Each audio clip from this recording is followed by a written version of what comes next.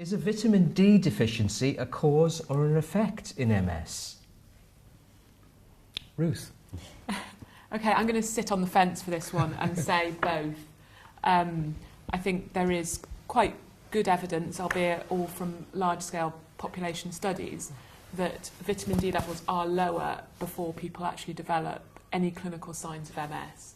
I think there is increasing evidence that it is a cause of MS and that we should be doing something about that. However, studies where you look at people after they've been diagnosed, measure their vitamin D and say, oh, well, it's much lower in people with MS. There are problems. If you have MS, if you're not going out as much, not getting as much sunlight, then it can also cause your vitamin D level to drop.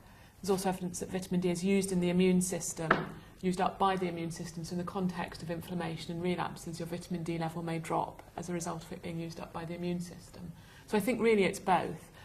What I would say is that we're really setting ourselves up for a problem in the future with using sunscreens, with avoiding the sun, with our current lifestyles where we're indoors all day playing on computers, not going outside. When we do go outside, we smother ourselves in sun cream to avoid the skin cancer risks. You know, they are genuine risks.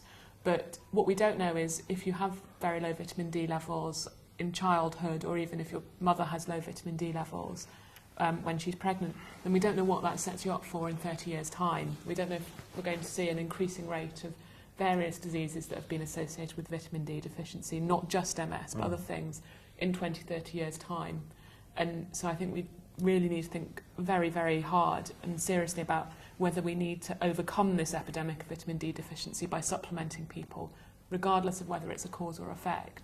I think there is a need to think about this from a public health perspective. We have to be a bit careful with over-supplementing vitamin D. It's seen as very innocuous, but sometimes people take lots of vitamin Ds, and that can cause calcium. If you actually look at and also, I would say, why is it? Is there an assay problem? Is there a measurement problem? Why is it that everyone appears to be vitamin D deficient these days? I've actually looked. Are they truly vitamin D? Well, or are we just getting the ranges wrong? Why is it that there are hundreds of trials now for every disease under the sun that has a vitamin D deficiency? The other one was an application for heart failure the other day. Scientists are all lemmings. Yeah. That's very true. What's really going on? So when you go back and you look at how they actually developed the normal range, what they did is they took a group of people, it was in the early 1970s, took a group of normal people in North America, measured their vitamin D, saw what it was and said, this is normal. So that's how they did it. They then took a group of Florida lifeguards, measured their vitamin D, found it was very, very high, and said the lifeguards are abnormally high. Right. If you actually look at people who are, such as lifeguards, who have a lot of sun exposure, sort of going back from an evolutionary perspective, spend time outdoors, allow their skin to make whatever vitamin D it should, and there is a negative feedback mechanism within the skin for making vitamin D.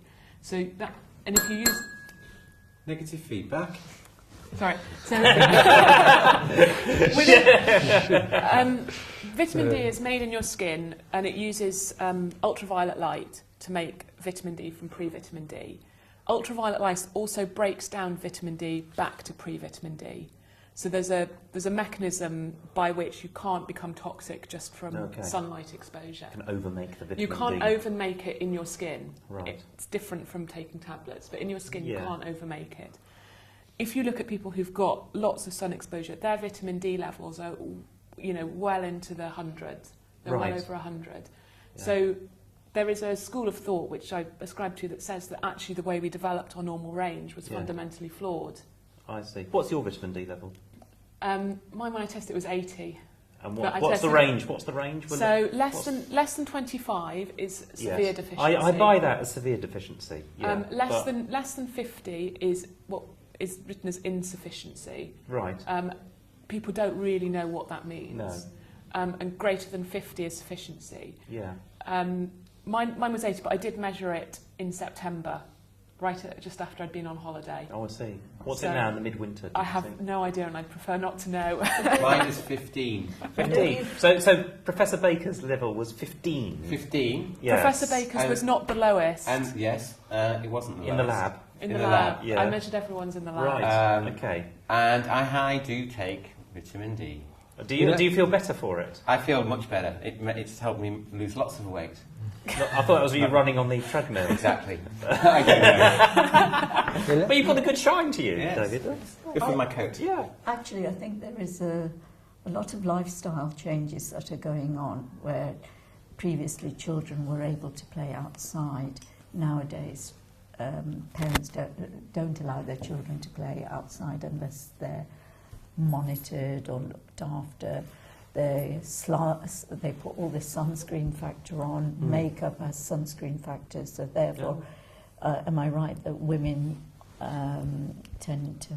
There's more women with MS than there is men. And I sort of feel that in order to prevent the cancer, parents are taking The skin cancer from the melanomas. Right. That's right. Yeah. Parents are not aware of what vitamin D deficiency does for other medical reasons. I like think people have forgotten about rickets. Rickets has come back. Very common. That's right. Early That's part of come the back. last century. Yes. Alzheimer's, Parkinson's. We've got to be a bit careful to making that vitamin D is a cure-all.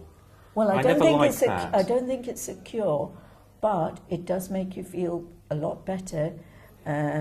You're not so tired. But that could be a placebo effect. No, I don't think so. No? You don't get ill so much when Don't you you? are taking vitamin D. There is evidence to reduce infections here, right? Is you there? know. Real evidence. I can Yes, only real say evidence. that from my family, and Asians also seem to have, they're prone to vitamin D deficiency. But what Am was I the right? question? What was the question, Gareth? Well, the question was, is a vitamin D deficiency a cause or an effect of MS? No, So- I think Ruth answered that question. Yes. The fact, A bit that of it's, the fact that it is low and there's good evidence that it's a risk factor for developing MS. So it is. I mean, what happens after you develop the disease is much more complicated. Some evidence. What you didn't mention in your culture, in the Asian culture, I don't know why, but it's considered, you consider to be more beautiful if you paled skin. That's right. So in Pakistan and India, a lot of families keep their daughters indoors, or they cover them in sunblock nowadays to make them pale, which I think I find that astounding. Maybe why does that happen? Well, it's always the grass is greener on the other side, therefore white people want to be brown. I'd like a bit of a tan. I'd like a bit of a tan. But I mean, I think we should stress is a very interesting observations happened in Iran. So in Iran, I was just going to bring that point so up. in Iran, the incidence of MS is really rocketing, Yeah. and it's happened since the revolution, since women had to cover up. And there's good evidence that this has been driven by vitamin D deficiency. Prior to the revolution, all the serum banks, blood that's been stored, showed that men and women had similar vitamin D levels. Now, after the revolution, women are much, much lower. And the ratio of women to men in Ifsahan, in their MS database, is 5 women to each male. So that's the highest ratio in the world, I think.